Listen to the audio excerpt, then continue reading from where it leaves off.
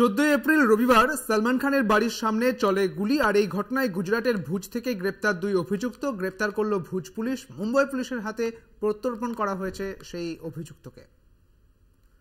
সলমান খানের বাড়ির সামনে চলে গুলি। 14 এপ্রিল রবিবার গুলি চলে এবং একটি অজ্ঞাত পরিচয় ব্যক্তি তার বাড়ির সামনে আসে এবং তারপরে সে শূন্যে গুলি চালায় বলে এমনটাই অভিযোগ ছিল পুলিশের পক্ষ থেকে। এবং এখন যেটা জানা যাচ্ছে যে গ্রেপ্তার করা হয়েছে সেই অভিযুক্তকে। ভুজ পুলিশ তাকে গ্রেপ্তার করেছে এবং মুম্বাই পুলিশের হাতে তাকে তুলে দেওয়া হয়েছে এবং তার তল্লাশি চলছে যে এই ব্যক্তির সঙ্গে লরেন্স বিষ্ণুর কোনো যোগাযোগ রয়েছে কিনা এমনটাও দেখা হচ্ছে।